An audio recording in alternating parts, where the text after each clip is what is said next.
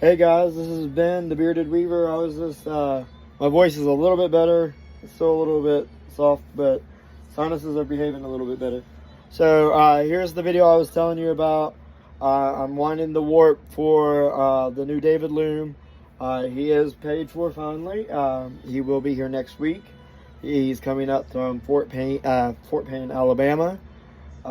Judy is sweet enough to bring him up for me. She's going to meet me after I get off work on Wednesday. Super excited. I've been wanting a David loom since they came out about 10, 11 years ago. Anyway, this is the monarch butterfly, or the monarch shawl pattern. It was hand woven in spring of 24, but this is what it looks like. It's an absolutely gorgeous pattern. I am using tinsel. Or tencel, however you want to say it.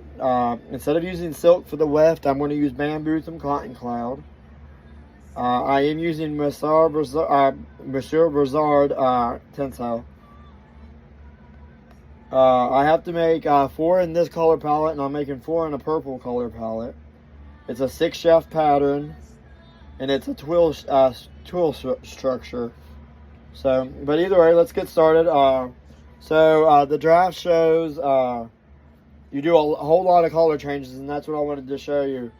So you bounce between black, natural gold, lemon drop, all of the colors and there's up to 6 different colors that you use in the warp.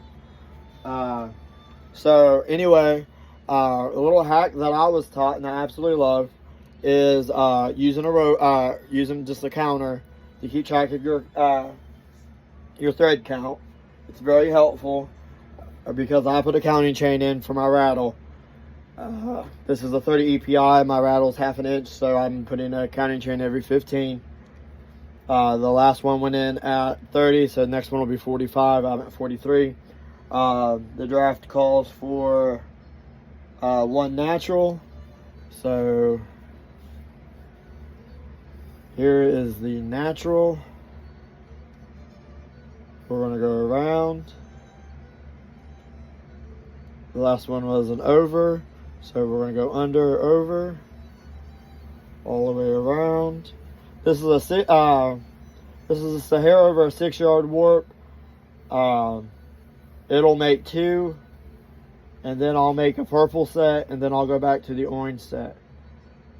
So you click the clicker and then round off. You're only doing 1 natural.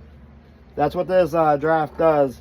So you're doing 1 natural, and then your next color is, follow the directions, 2 black. So you get your black, take your white, grab it, cut it. And I've been doing, what I do to switch the colors is just a weaver's knot. I mean, I don't, it's going to be in the loom waist and at the back of the loom anyway. So as long as it'll hold, it doesn't really matter, I wouldn't say, what type of knot you use.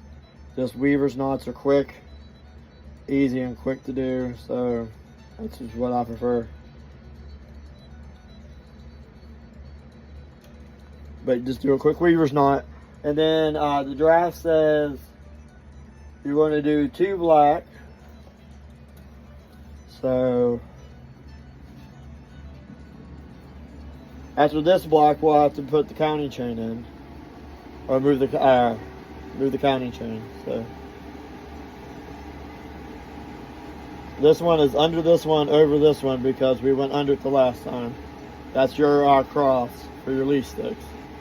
But over here is my counting chain, and what I do with it is I just go down and I just bring these 2 back up and around like so, and then just lay it back over. And these are round off at every 15.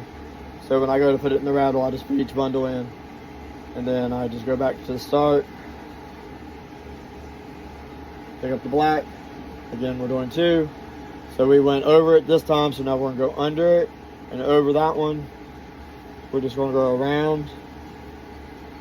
On a mill, I just push the threads up as I come to them. You don't want them to be all willy-nilly. Try to keep as much consistent tension. So there's your 2 for that one. And then it says to switch to gold. So again, down here on your handy dandy, down on the floor, you can't see it, it's off camera, but there's a stand with all the colors on it. But get your black, cut it, got my gold, and again, like I said, I'm just doing a simple weaver's knot.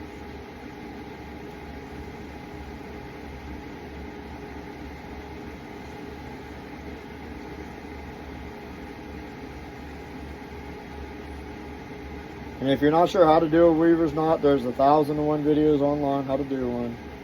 I'm not going to go into much detail on how to do a weaver's knot. But they are very handy if you're going to tie on a dummy warp, anything like that. They're absolutely amazing to do.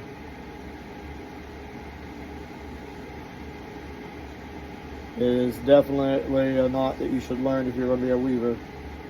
Even knitters typically can use them too to join new yarns. And if it doesn't take, you just redo it. Sometimes you don't wrap it right and it doesn't lock. Always give it a good tug when you do a weaver's knot. I learned that very quickly when I did the dummy warp on that black on tank, because there was a couple that was loose. And for some reason, this gold does not want to tie on. I'm just going to show you the gold, and then I will show you the progress on tank. Pretty sure the last video I showed, or a couple videos ago, I showed the progress with the blue. Not sure if I showed you the green or not. I know I mentioned the green being in there, but the green has been engaged, and it absolutely looks really cool. Alright, that finally took. So you're quite literally just doing 1 gold. But like I said earlier in one of the crafts videos, this warp has so many color changes. It is insane. Some other options that was suggested to me, but I just did not like them. I didn't feel like trying them, I guess. Was to make different warp chains of each color, of however many I needed, and then just slay it through the wreath, to the front, to the back, in whatever order they needed to go. But to me, this is just as easy and just how the weaver's knot. But then you just repeat the pattern however many times it tells you.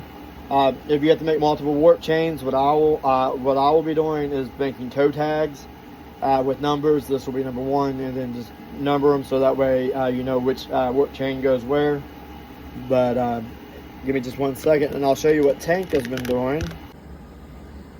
This is what Tank has been up to, the green, but really liking the green and black. I think it's really sharp. It'll make some really nice handbags. So, but you all have a great evening, and thanks for watching.